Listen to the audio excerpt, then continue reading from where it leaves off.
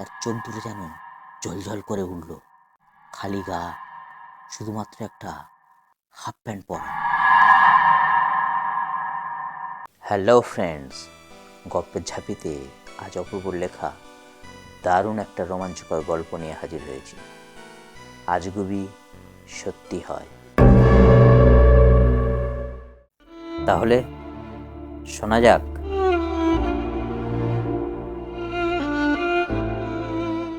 মানুষের জীবনে এক এক সময় এমনই সব ঘটনার প্রবাহ চলে যায় যা স্মৃতিতে চিরদিন অমর হয়ে থাকে, অথচ অবিশ্বাস্য বলে মনে হয়। আমার বয়স তখন 25 কি 26 হবে। ফুটন্ত যৌবন মনে প্রাণে। গ্র্যাজুয়েশন কমপ্লিট করে চাকরি বাকরির জন্য পড়াশোনা করি। বাড়ির আর্থিক অবস্থা তেমন ভালোও নয়। নিজেকে চালানোর জন্য বেশ কয়েকটা টিউশনি করি। মাসে যা রোজগারপাতি হয় তাতে কোনো রকমে ধার বাকি করে মেস খরচাটা চলে যায়। বন্ধু মারফত একটা ভালো টিউশনের অফার আসে, যদিও একটু দূরে, সাইকেল করে প্রায় ঘন্টাখানেকের মধ্যে, তাও আবার সপ্তাহে 2 দিন। যাই হোক, যেতেও শুরু করলাম। প্রথম দিন যাওয়ার পর বুঝলাম আমার যাতায়াতের রাস্তায় পড়বে আমার আর এক প্রাক্তন ছাত্রের বাড়ি। উচ্চ মাধ্যমিক পাশ করার পর সমীর পড়া ছেড়ে দেওয়ায় সম্পর্ক শিথিল হয়ে পড়ে। প্রথম কয়েকবার ফোনে যোগাযোগ ছিল বটে, ধীরে ধীরে তাও একেবারে বন্ধ হয়ে যায়। রাস্তাটা শুরুতে খুবই ভালো, মাঝ বরাবর এতটাই খারাপ যে সাইকেল চাপতে গেলেই কান্না পায়। মনে হয় কয়েকশো বছর আগে একবার ইট পাতা হয়েছিল, আর সেই ইট এখন ঝামা হয়ে রাস্তার উপর এমনভাবে দাঁত বের করে রয়েছে, সাইকেল চাপতে গেলেই পাছায় কামড় দেয়। 5 বছর আগে রাস্তাটা খারাপ ছিল না বললে ভুল হবে, তবে এতটা খারাপ নয়। আরও কত কি এলোপাথারি গাছের জঙ্গল বরাবর চলে গেছে পুরো রাস্তাটা। রাস্তার দুপাশে বন তুলসী, ঝাউ, ফণিমনসা, আরও কত কি এলোপাথারি গাছের জঙ্গল বরাবর চলে গেছে পুরো রাস্তাটা। রাতে সাপখোপের যে ভয় নেই তা বলবো না। এই তো সেদিন আমার পায়ের কাছ থেকে কয়েকটা বুড়ো বুড়ো ইঁদুর রাস্তার এপার থেকে ওপারে চলে গেল। একটা তো আমার পায়ের উপর দিয়েই পালালো। আমি গ্রামের ছেলে, এসবে যদিও অভ্যস্ত, তবুও তো আমি অতি মানব নই যে ভয় করবে না। একটা যদি পায়ে কামড়ে টামড়ে দেয়, ব্যাস, তাহলে আর রক্ষে থাকবে না। অবশ্য ভৌতিক ব্যাপার আমার কাছে হাস্যকর বলে মনে হয়, কারণ কখনো সেরকম অবস্থার মুখোমুখি হইনি। তবে হলে কি রকম অবস্থা হবে তা বলতে পারবো না। মাঝে মধ্যে আমাকে অনেক রাতে ট্রেনে করে বাড়িতে যেতে হতো। ট্রেন থেকে নেমে পায়ে হেঁটে প্রায় 5 কিলোমিটার পথ। বাড়িতে যখন যেতাম তখন রাত 1টা 2টো হয়ে যেত। মা অবশ্য খুব বকাবকি করত, তবে রাস্তায় চলার সময় একবার ভীষণ ভয়ও করেছিল, কারণ আমার মনে হচ্ছিল আমার সঙ্গে কে যেন হেঁটে চলেছে। এমনকি সেই শব্দটা এড়াবার জন্য জোরে জোরে ফাটা বাঁশের মতো আওয়াজ করে গানও ধরেছিলাম। পিছে যদি কেউ আসে তবে আমি। সে আওয়াজ শুনলে ভূত আছে কি জানি না, তবে থাকলে আমাকে ছেড়ে আচার পাচার খেয়ে পালাতো। অবশ্য পরে বুঝলাম এটা আমার নিজের পায়ের শব্দ। তখন নির্বোধের মতো হাসি পেত। যাক, সেসব কথা, আসল কথায় আসা যাক। শ্রাবণ মাসের আকাশ ঘন মেঘে ঢাকা। সারাদিনটা নিভু নিভু আলোর সাথে তুফানি ঝোড়ো বাতাস। প্রকৃতির এমন দিশাহারা অবস্থা দেখে আমার হৃদয়ের দারুণ পুলক জাগে। কবিদের মতো আমারও মনে নানান কবিতার উদয় হয়। এ ঝোড়ো বাতাস স্বপ্নের মতো আসে, দুরন্ত হাওয়ার। এই ভয়ঙ্কর ঝোড়ো বাতাসকে গ্রাহ্য না করে বেরিয়ে পড়লাম সাইকেলটায়। অবশ্য তখন প্রকৃতি সাময়িক রেস্ট নিয়েছিল। ছাত্রের বাড়িতে যাওয়ার সময় তেমন কোনো বেগ পেতে হয়নি, যতটা বেগ পেতে হয়েছিল আসার সময়। ছাত্রের মা বাবার অনেক রিকোয়েস্ট অগ্রাহ্য করে মেসে ফেরার উদ্দেশ্যে বেরিয়ে পড়ি। যদিও খুব একটা তাড়া ছিল বলে আমার মনে হয় না। কেন জানি না, একটা অবাধ্যতা বোধ আমার মধ্যে প্রচণ্ডভাবে কাজ করে। একটু অবাধ্যতার কারণে বিপদের যে মুখোমুখি হয়েছি কয়েকবার, সেটা অস্বীকার করব না। হালকা ঝিরঝিরে বৃষ্টিতে মাথাটা বাঁচাবার জন্য জল প্লাস্টিক মাথায় ঢাকি। কত রকম ব্যাঙের কটকটানি, ঝিঁঝির, ঝিঁঝিনি শুনতে শুনতে একটু এগোতেই বৃষ্টি আর ঝড়ের প্রকোপ শুরু হলো। সে কি বৃষ্টির বেগ! গায়ে তীরের মতো পড়তে লাগলো। চারিদিকে মিষ্কাল অন্ধকার। ঝড়ের বেগে গাছের ডাল ভেঙে মাথায় পড়ার জোগাড় আর কি। তাড়াতাড়ি গাছপালার রাস্তাটা পেরিয়ে বড় রাস্তায় ওঠার জন্য সাইকেলটা একটু জোরে চালানোর চেষ্টা করি। যদিও তখনও রাস্তার এতটুকু বিন্দু বিসর্গ আমার দৃষ্টিগোচর হচ্ছে না। অন্ধদের মতো অভ্যাসগত কারণে চলছি আর কি। হঠাৎ সাইকেলটা সজোরে কিসে যেন ধাক্কা খেয়ে সামনের চাকা মটাত করে ভেঙে মাটিতে বসে পড়ল। তার সঙ্গে আমি বাবারে বলে আছাড় খেয়ে নিচে গড়াগড়ি খেলাম। পায়ের হাঁটু, হাতের কনুয়ে আর থুতনিটায় ভীষণ চোট পেলাম, যার ফলে মাটিতে মিনিট দুই চিৎপটাং হয়ে শুয়ে থাকলাম। আমার উপর থেকে ঝড় বৃষ্টি ফোয়ারা বয়ে যেতে লাগলো। অনেক কষ্টে দুটো হাতের উপর ভর করে কোনো মতে উঠলাম। এদিক ওদিক চোখ বড় বড় করে তাকিয়ে সাইকেলটা খোঁজার চেষ্টা করলাম। দেখি সাইকেলের পেছনের পোর্শনটা আমার কাছেই, আর সামনের চাকাটা একটু দূরে পড়ে আছে, যেটা অবশ্য বিদ্যুতের আলোর ঝলকানিতে দেখতে পেলাম। খোঁড়াতে খোঁড়াতে সেটা নিয়ে আসলাম। আমার শরীরের উপর দিয়ে প্রচণ্ড গতিতে ঝোড়ো বৃষ্টি বয়ে যেতে থাকলো। কী করবো বুঝতে না পেরে সাইকেলের সামনের চাকাটা হাতে ধরে দাঁড়িয়ে ভিজতে লাগলো। এমন বিপদ হবে জানলে কে বা বের হতো। আসলে বড়দের কথা না শুনলে এমন দশা হয়, এটা তখন মনে মনে স্বীকার করলাম। জনমানবহীন এই নির্জন ঝড় বৃষ্টির এই রাতে আমার শরীর হিম হতে লাগলো। প্রচণ্ড ঠান্ডা। কি করব ভেবে পাচ্ছি না। জামা প্যান্ট সব ভিজে নেতা হয়ে গেছে। এমন এক বিপদে ঈশ্বরকে ডাকতে ইচ্ছা হলো। আমি কখনো ঈশ্বরকে ডাকিনি, যদিও তিনি থাকুক আর নাই থাকুক, বিপদে পড়লে যে তাকে ডেকে মনে সাহস পাওয়া যায়, সেটা আমি বুঝলাম। তাই মনে মনে কয়েকবার ডাকলাম। ডাকতে গিয়ে যে কয়েকবার সংকোচ বোধ করিনি তা নয়। যাকে কখনো ডাকিনি, বিপদের সময় তাকে স্মরণ করা শুধুই স্বার্থপরতার লক্ষণ তা নয়, কাপুরুষতাও। সে যাই হোক, কাপুরুষ বলুন আর স্বার্থপর বলুন, আমি যে কি বিপদে পড়েছি এমন অবস্থা হলে অনেক তাবড় তাবড় লোকের শুকিয়ে যেত। মনের জোরে সাইকেলের পেছনের পোর্শনটা ডান হাতে ঝুলিয়ে নিলাম, আর সামনের চাকা সমেত হ্যান্ডেলটা বাঁ হাতে ঝুলিয়ে বিদ্যুতের আলোর সঙ্গে তাল মিলিয়ে চলতে লাগলাম। কি যে বিপদের মধ্যে পড়েছি তা কাউকে বোঝাতে পারবো না। চারিদিক মিষ্কালো অন্ধকার।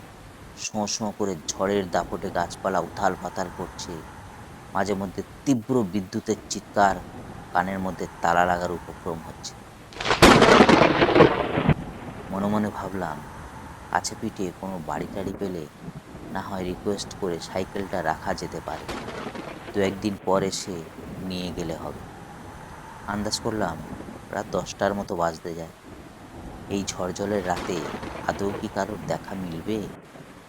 দমকা ঝোড়ো হাওয়া আর শীতের বরফের মতো বৃষ্টিতে আমি প্রায় কাবু হয়ে গেছি। এমন সময় তীব্র এক আলোর সাথে প্রচণ্ড শব্দে বিদ্যুৎ পড়ল। কানে প্রায় তালা লাগার জোগাড়। মনে হলো কাছে পিঠে আকাশ ভেঙে পড়ল। থরথর করে কাঁপতে কাঁপতে দু হাত থেকে সাইকেলের দুটো টুকরো ফেলে দিয়ে কান দুটো চেপে ধরলাম। অনেক দূর পর্যন্ত দেখতে পেলাম। দেখলাম আমার মতো কে যেন আমার দিকে এগিয়ে আসছে। তারও মাথায় কোনো ছাতা নেই, সেও ভিজে সপসপে। কেন জানি না, তাকে দেখে আমার মনে একটু আনন্দ হয়েছিল বটে। মনে মনে ভাবলাম, আমার মতো এও মনে হয় অবাধ্য কিংবা কবি টবি হবে হয়তো। কবিতার খোরাক খুঁজতে এসে নিজেই খোরাকি হয়ে গেছে। লোকটা আমার কাছাকাছি চলে এসেছে, কিন্তু আমি তার মুখটা ভালোভাবে দেখতে পাচ্ছি না। আমি চোখ দুটো কপালে তুলে বড় বড় করে তার মুখ দেখার চেষ্টা করছি। এমন সময় সে বলে উঠল, স্যার। আমি থতমত খেয়ে কিছু বলার আগেই সে আমাকে বলল, আপনার কি অবস্থা? অনেক দিনের চেনা গলা কানে বাজতেই বুঝলাম সমীর। বিদ্যুতের আলোয় যতটা দেখা যায় দেখার চেষ্টা করলাম।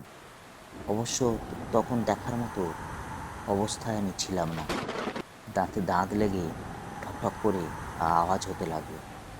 সমীরকে দেখে আমার সহজ মনে হলো না। বিদ্যুতের আলোর সাথে সাথে তার চোখ দুটো যেন ঝলঝল করে উঠল। খালি গা, শুধুমাত্র একটা হাফ প্যান্ট পরা। সে নিজেই জিজ্ঞাসা করলো, পড়াতে গিয়েছিলেন বুঝি? কি কি করে বুঝলে? আমি প্রশ্ন করলাম। সংক্ষিপ্ত উত্তর দিল, আমি সব বুঝি। চলুন আমাদের বাড়িতে, সামনে। আজকে রাতটা ওখানে থেকে সকালে না হয় বাড়ি যাবেন। তার কথা ফেলতে পারলাম না, আর ফেলার সাহসও আমার হলো না। বেশ লম্বা চওড়া শক্তিশালী ছেলে সমীর। আমার সাইকেলের দুটো খণ্ড এক হাতে চাগিয়ে ধরে এগিয়ে চলল। আমিও ওর পিছু নিলাম, প্রকৃতির প্রহার খেতে খেতে। কত কথা জিজ্ঞাসা করলাম তাকে। এখানে কি করতে এসেছিলে? খালি গায়ে কেন? ছাতা নেই কেন? কোনো প্রশ্নের উত্তর সঠিকভাবে পাওয়া গেল না। তার চলার মধ্যে যেন কোনো প্রতিবন্ধকতা নেই। তার পেছনে আমি হোঁচট খেতে খেতে ডায়ে বাঁয়ে হেলতে দুলতে হাত দুটো বুকের কাছে নিয়ে দাঁতে দাঁত ঠেকিয়ে কাঁপতে কাঁপতে চললাম। তার শুধু বলতে শুনলাম, সাবধানে আসুন। সত্যি, আজ রাতে সমীরকে যদি না পাওয়া যেত, আমার যে কী অবস্থা হতো তা একমাত্র আমিই জানি। মনে মনে নাক কান মরলাম। ঝড়ঝড়ের রাতে জীবনের বাইরে বেরোবো না। কবি হওয়ার স্বাদ একেবারেই মিটে গেছে। আমি পিছিয়ে পড়েছিলাম। সে একতলা বাড়ির সামনে এসে দাঁড়ালো। আমি কাঁপতে কাঁপতে ওর কাছে এলাম। সমীর দরজা খুলে আমাকে ভেতরে ঢোকালো। আমার শরীর এবং মনের যা অবস্থা, বাড়িটির বা আশেপাশের পরিবেশ বর্ণনা করার মতো অবস্থা ছিল না। আমি বাড়ি পেয়ে যেন স্বর্গ হাতে পেলাম। সমীর বলল, আপনি বাড়ি যান, বাবা আছে। আমি ওকে কিছু জিজ্ঞাসা করার আগেই ও আসছি বলে উধাও হয়ে গেল।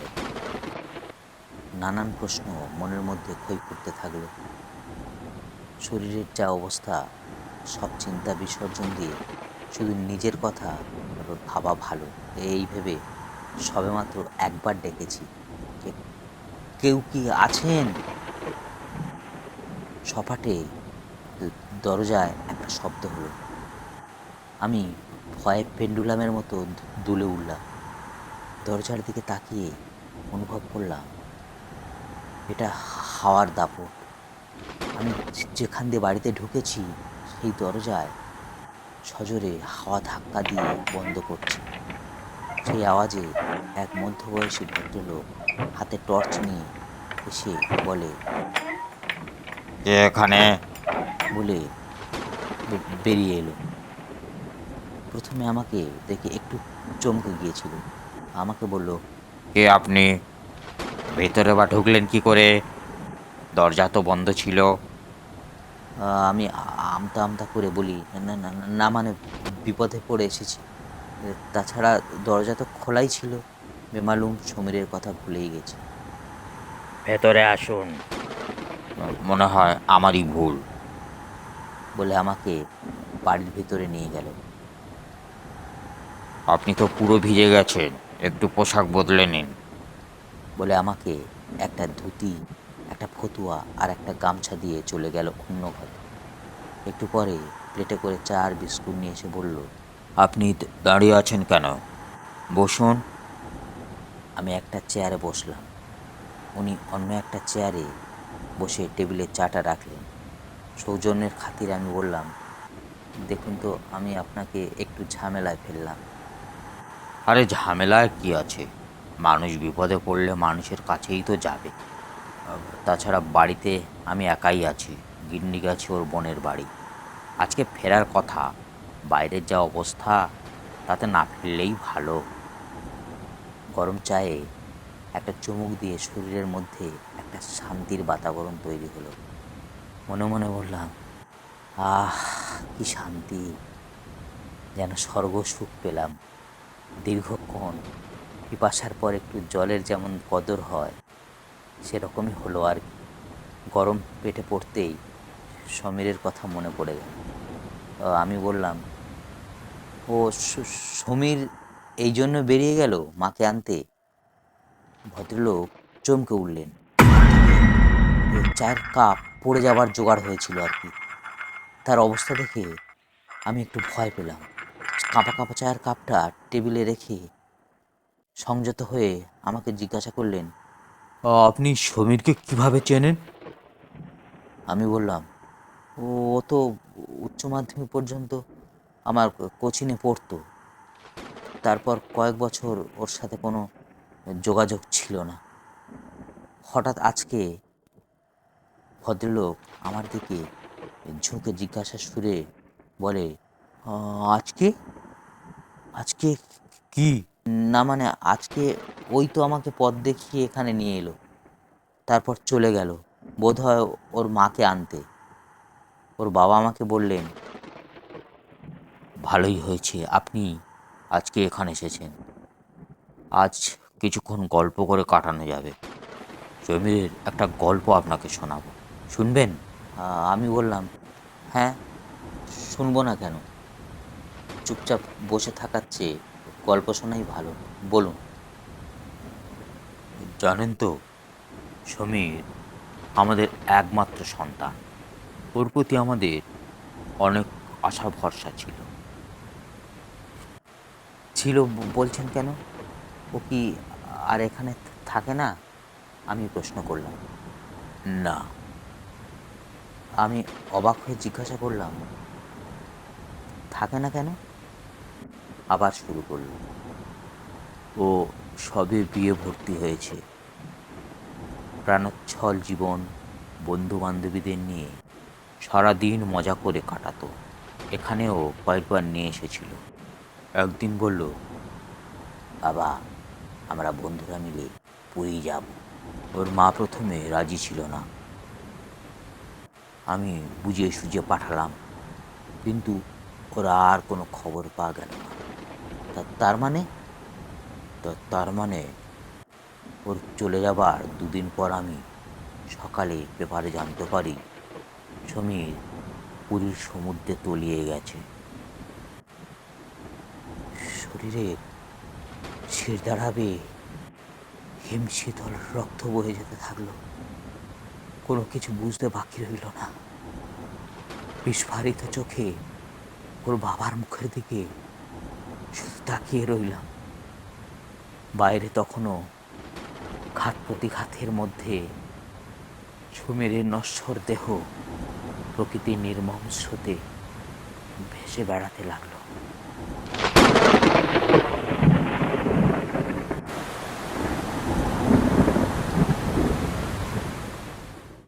প্লিজ লাইক করো আর সাবস্ক্রাইব করো, না হলে লেগে যাবো। Thank you.